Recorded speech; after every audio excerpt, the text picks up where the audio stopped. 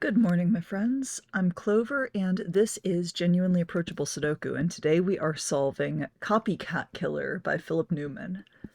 This is a killer Sudoku. That means we have normal Sudoku rules, replacing the digits 1 through 9 once each in each row, each column, and each outline 3x3 region. And on top of that, we have some cages marked in the grid. Each of these cages has a clue in the top left, and that clue gives you the sum of the digits that are in that cage. So we're going to start with these 3s and 4s. The only way to make a 3 out of 2 Sudoku digits is 1 and 3. The only way to make a 4, is 1 and 2. And the only way to make a 4 is 1 and 3. And if you take a look at these, we have a 1-2 pair here, which makes that a 3. And we can kind of proliferate around this circle. We can do something similar here. We have 17s, which always have to be 8 and 9, and we have 16s, which always have to be 7 and 9. Now this 5 can only have digits that are 1 through 4, and we've already used 1, 2, and 3 in column 3, so that'll be a 4, and that'll be a 1. Same thing going on down here in the bottom right. Now this 15 can't have a 9 in it, because there's a 7-9 pair in this region, and there's an 8-9 pair in this row.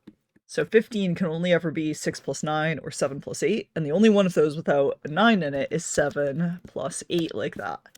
And then the exact same thing is happening up here. And now we have a couple of cages that have 2 options at this point. So 14 is always either 5 plus 9 or 6 plus 8. And if we look closely at that, there's a 9 there and there's a 9 there, so it's not 5 plus 9. That is in fact the 6 plus 8 option, and because there's an 8-9 pair here, we know which way around it goes. Exact same thing is happening here, 6 and 8.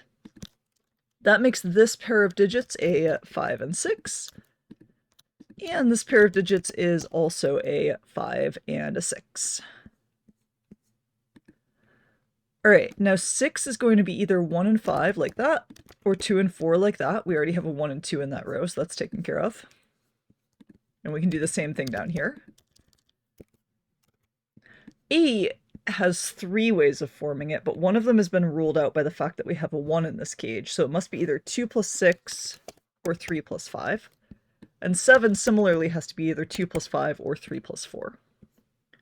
If we look at row 3, the remaining digits are 4, 5, and 6, but there's not a 4 there. And ditto row 7, this can't be a 4 either. And that gives us a 5, 6 pair up here, which means that these 3 digits are 3, 8, and 9. And because we have 2 8s there and there, we know that the 9 goes there, and this is a 3, 9 pair. So we can eliminate 3 from this cell, which means eliminating 4 from this cell. Very similarly, these must be 3, 8, 9, and we have an 8 right here. So those can't be 8. Therefore, this is our 8. And we can eliminate 3 from here and eliminate 5 from right there. This 8 here can no longer use a 1 or a 6, so it can't be 1 plus 7 or 2 plus 6. It must be 3 plus 5. And the 7 can't use a 1 plus 1 or a 6, so it must be either 2 and 5 or 3 and 4. The cell on the bottom can't be a 4, so the one on the top cannot be a 3. This is looking more restricted at this point. These have to be 2, 7, and 4. And I can't have a 4 right there. I could still have a 2 or a 7. Now, what was my next move here? Okay, so what I'm noticing now, and this isn't actually what I did when I tested it, but this is what's jumping out at me now that I'm looking at it again, is if we look at our distribution of 1s in the grid, there are a couple things we see. First of all, there's only one place for a 1 in the middle. Second, and more importantly right now, there's only one place for a 1 in the bottom left, and it's right there. And there's also only one place for a 1 in the top right, which is right there. And that resolves these 2 cages, which resolves these 4s, 5s, and 6s that are floating around the grid. This can no longer be a 5, this can no longer be a 3, and this can also no longer be a 6, so the 2 6 pairs here is resolved. This can't be a 5, therefore this cannot be a 2. These must be from 2, 4, and 6, and because we have a 4 and 6 in this region, that's the 2, which resolves all of that. And that can no longer be a 2. These guys must be 7 and 9. And this is going to be 2 and 5 to finish off this column. Here we need a 3, a 4, and a 5. That makes this a 5, 3, and 4. And our last digit in this column is going to be a 2.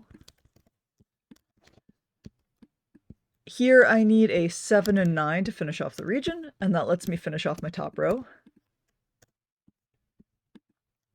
Now if I look at this 12 cage, 12 is going to be 3 plus 9, 4 plus 8, or 5 plus 7, but I've used 3 and 5 in this 8 cage already, so this must be 4 plus 8.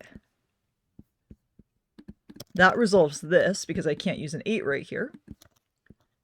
And now I need a 2 and a 7 here. There's only one possibility left in this row for this digit, and that's 5. That makes this a 5 plus 7 cage. We can no longer use a 7 in this region, so that's a 2, that's a 7. We've used a 5 in the column, so that's a 3 and a 4. We need an 8 or a 9 here, and it can't be an 8. And here we're going to need a 3 and a 6 to finish this region. The 3 here resolves this 3, 9. That's now a 5, and that's a 2. And that is how you solve Philip Newman's Copycat Killer. Hope you guys liked that one. The link to solve it yourself will be in the description of this video, and I will see you again in 3 days.